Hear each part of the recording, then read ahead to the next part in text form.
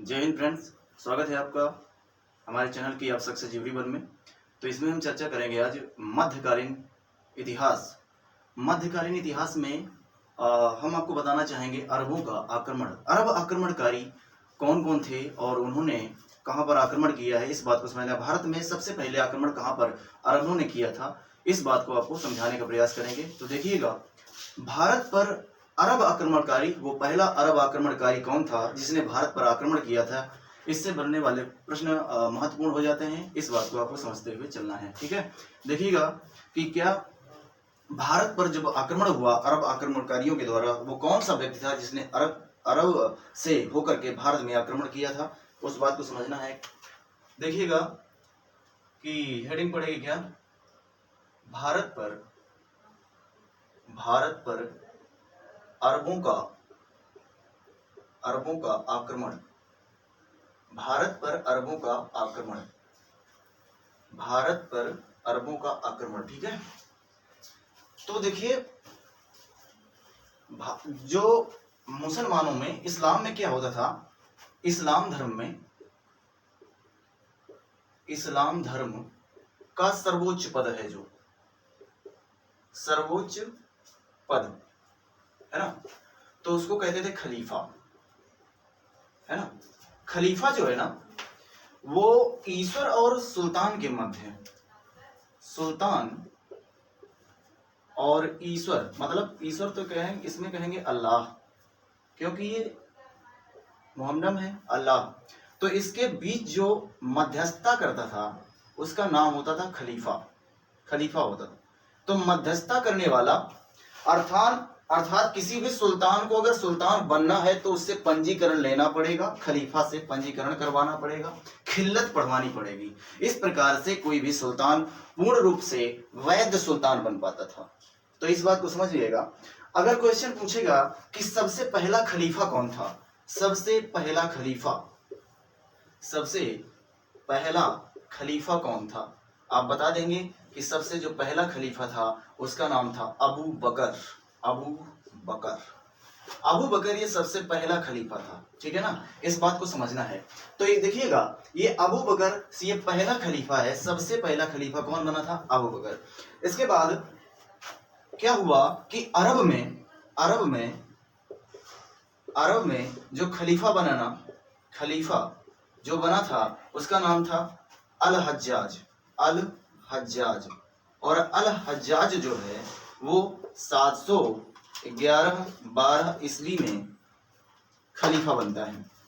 तो ये 711-12 ईस्वी की बात है। इसमें जो अरब का खलीफा बनता है उसका नाम होता है अल हज्जाज। देखिए, अल हज्जाज ने कहा ना, एशिया माइनर पर कब्जा करने के लिए, अर्थात क्योंकि अरब में क्या होता है, वहां तो सब रेगिस्तान है ना। तो उसने कहा, अल हज्जाज ने कहा अपनी सेना से कि सेना, आपको एशिया माइनर पर कब्जा करना है और लूटना है, धन संपत्ति लूटनी है। तो जाकर के एशिया में जाकर के आप धन को लूटिएगा, लाइएगा भाई। तो कहा भैया, उनकी अल हज्जाज की सेना ने कहा ठीक है हम जाते हैं। तो अल हज्जाज की जो सेना है ना, सिंध प्रांत से होते हुए, सिंधु नदी के किनारे से होते हुए, और यह गुजरात के अरब सागर से होते हुए, जाते हुए, अरब सागर जो है ना, इससे होते हुए श्रीलंका पहुंच गई। श्रीलंका का उतने समय नाम सीलोन था। श्रीलंका का पुराना नाम क्या था, सीलोन था। श्रीलंका का उतने समय नाम सीलोन था। तो यहां पर अल हज्जाज के सैनिकों ने आक्रमण किया। क्या किया था, आक्रमण, भाई आक्रमण किया। तो आक्रमण के दौरान कितने जहाज लूटे, 32 जहाज लूटे। मतलब 32 जहाज लूट करके वो वहां से 32 जहाज जो है कि लूट करके लाते हैं। इस बात को समझना है कि अल हज्जाज द्वारा भेजी गई जो सेना है वो श्रीलंका अर्थात सीलोन जाती है और 32 जहाज भर करके सारा धन लूट करके लेकर आते हैं। तो जब ये लूट करके आ रहे होते हैं, है ना, वापस लौटते हैं, वापस लौटते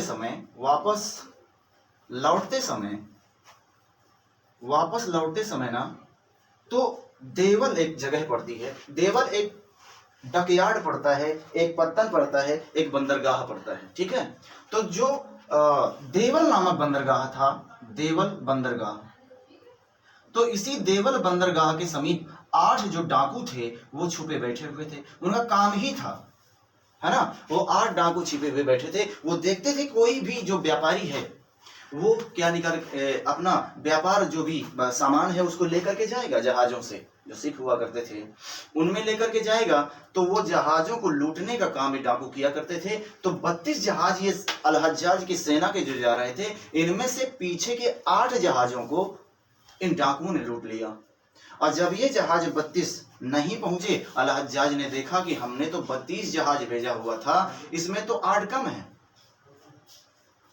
तो उन्होंने कहा कि भाई साहब इसका क्या किया जाए, इसकी जांच की जाए। तो अल हज्जाज ने जब जांच करने के लिए भेजा, कहा कि भाई क्या करिए, देखिएगा ये जहाज कहां से लूटे गए। तो पता चला कि गुजरात के पास सिंध प्रांत में एक जगह पड़ती है जिसका नाम है देवल।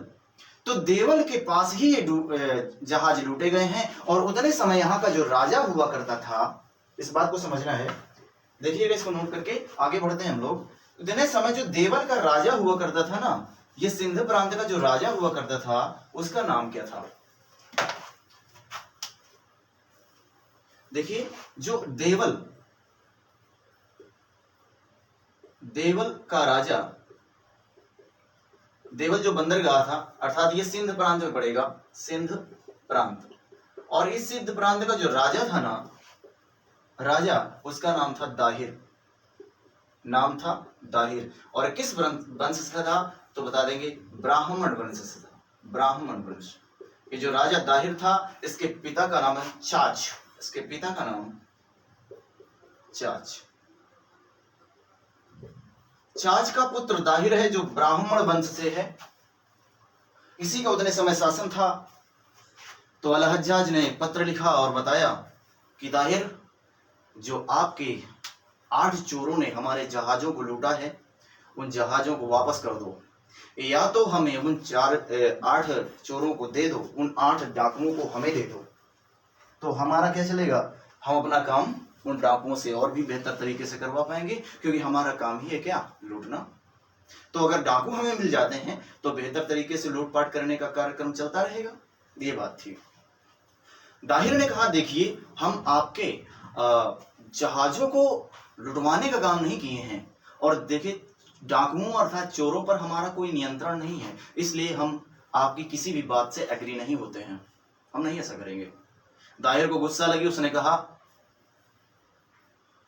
कि अगर नहीं मानोगे तो फिर हम क्या करेंगे, आक्रमण करेंगे।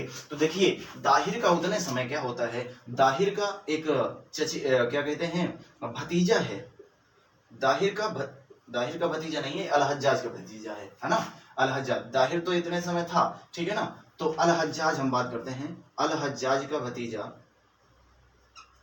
अल हज्जाज, क्योंकि ये खलीफा है।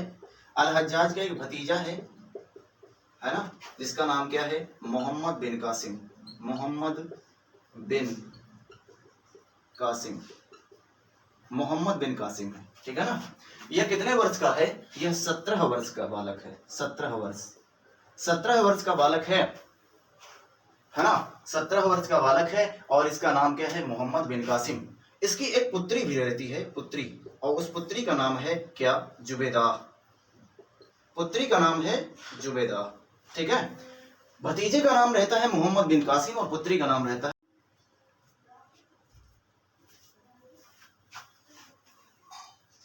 देखिए पुत्री का नाम क्या रहता है, जुबेदा, और भतीजे का नाम रहता है मोहम्मद बिन कासिम। मोहम्मद बिन कासिम से अल हज्जाज ने कहा कि बेटा जो है कि ये दाहिर है ना, जाओ और इसकी गर्दन काट करके लाओ, क्योंकि ये मेरी बात को नहीं मानता है। देखिए हमारे जहाजों को भी इसने लूटा है और डाकुओं को भी हमें नहीं दे रहा है, इस प्रकार से इस पर आक्रमण करो। तो अल हज्जाज ने अपने भतीजे मोहम्मद बिन कासिम से आक्रमण करने के लिए कहा, लेकिन मोहम्मद बिन कासिम ने कहा कि चाचा एक बात तो है, हम आक्रमण तो करेंगे लेकिन आपकी पुत्री का विवाह मेरे साथ होना चाहिए, क्योंकि जो अल हज्जाज है लगभग वो 70 वर्षीय है, 70 वर्ष का है, ये बूढ़ा हो चुका है। तो मोहम्मद बिन कासिम सोचता है कि अगर इसकी पुत्री का विवाह मेरे साथ हो जाता है तो अगला खलीफा मैं बन जाऊंगा और इसकी पुत्री से विवाह भी मेरा हो जाएगा। लेकिन इसकी पुत्री का संबंध जो है ना, इसका संबंध किसके साथ चल रहा था? वो जुनैद के साथ चल रहा था। इसका प्रेम संबंध किसके साथ चल रहा था? जुनैद के साथ चल रहा था, जुनैद। तो देखिए इन दोनों का प्रेम संबंध चल रहा है, लेकिन मोहम्मद बिन कासिम कहता है कि मैं खलीफा बनना चाहता हूँ, मुझे अगला खलीफा बनना है ना। तो कहा कि ठीक है। अल-हज्जाज ने कहा ठीक है, आपका मैं निकाह करवा देता हूँ। किसके साथ? अपनी पुत्री जुबैदा के साथ मैं आपका निकाह करवा देता हूँ।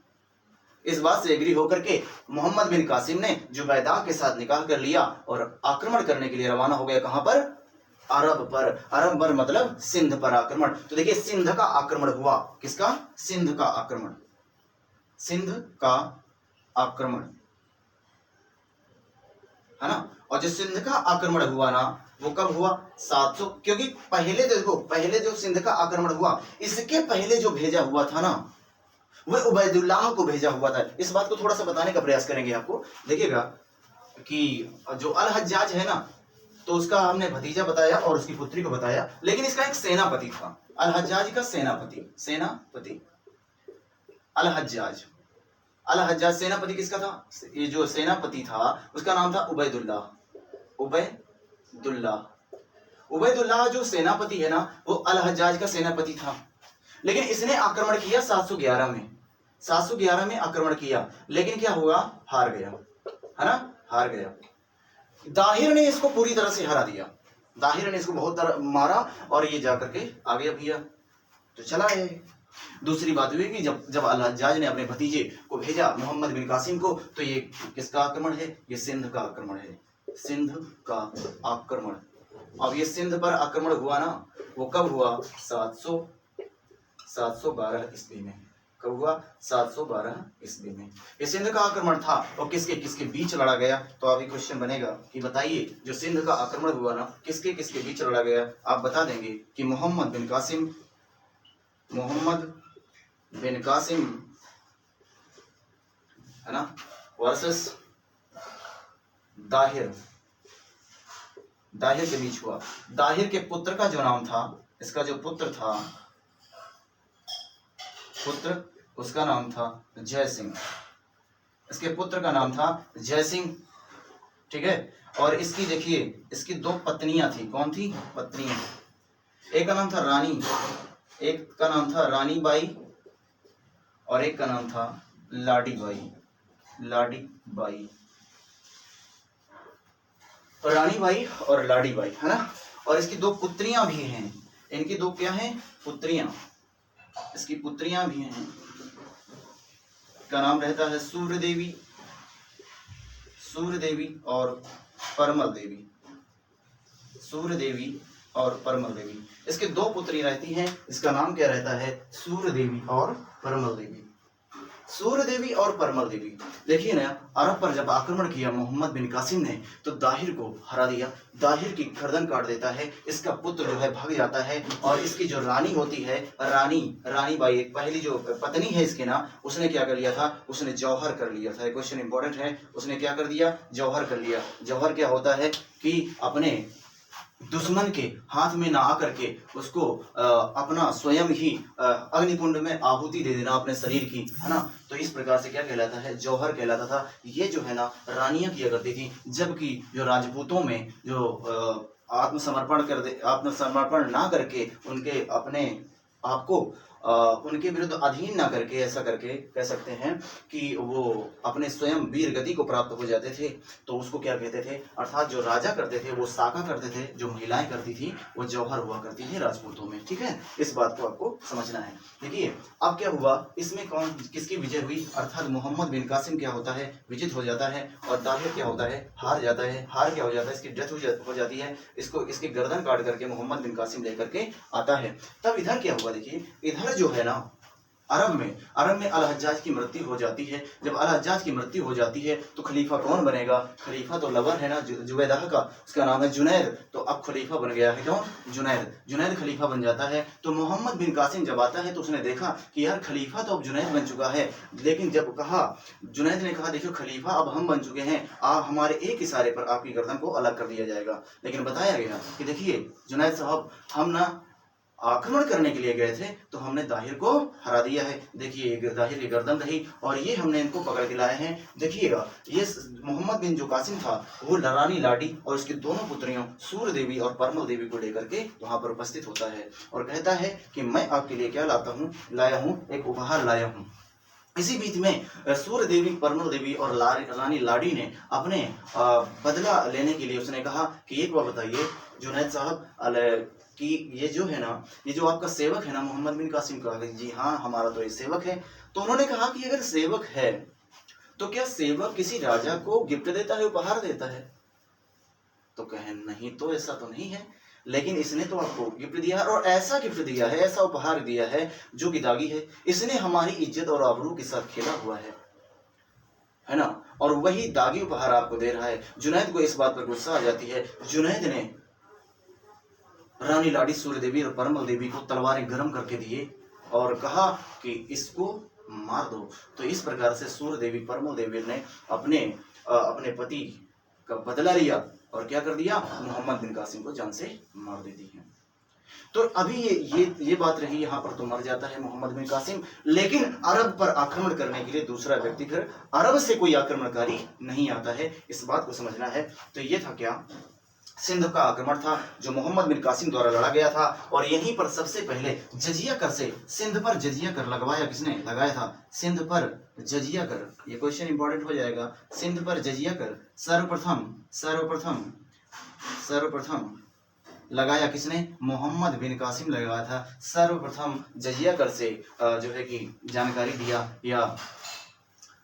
दिया या जजिया कर को लगाने का जो काम किया है ना, मोहम्मद बिन कासिम ने किया है, ये सिंध पर किया था। जजिया कर कैसा कर था, ये गैर मुसलमानों से लिया जाने वाला कर था, अर्थात जो गैर मुसलमान, जो मुसलमान नहीं है उनसे जजिया कर लिया जाने वाला ये कर था। और जो जकात था, अभी आपको जकात की भी बात करेंगे कि जकात कर क्या था, जकात करना ये एक धार्मिक कर था, ये एक धार्मिक कर था। और किससे लिया जाता था, ये सिर्फ मुसलमानों से लिया जाता था, मुसलमानों से लिया जाने वाला कैसा कर था, ये धार्मिक कर था। 2.5% उसकी आय का 2.5% जकात कर जो है कि जो मुसलमान थे वो अपने धर्म के लिए दिया करते थे।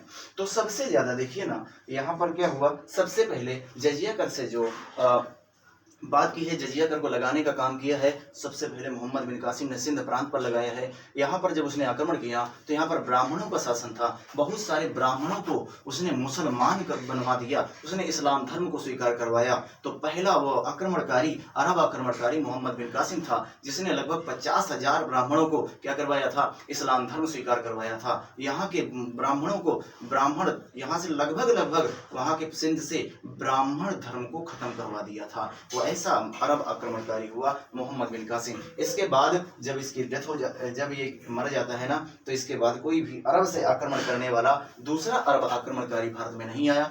तो हमने क्या बताया आपको, भारत पर अरबों के आक्रमण उनके द्वारा लड़े गए पहला ही युद्ध था और यह अंतिम युद्ध था। इस प्रकार से हमने अरब आक्रमणकारी और मोहम्मद बिन कासिम के बारे में बताया आपको। शायद है, उम्मीद है आपको समझ आया होगा। नेक्स्ट क्लास में हम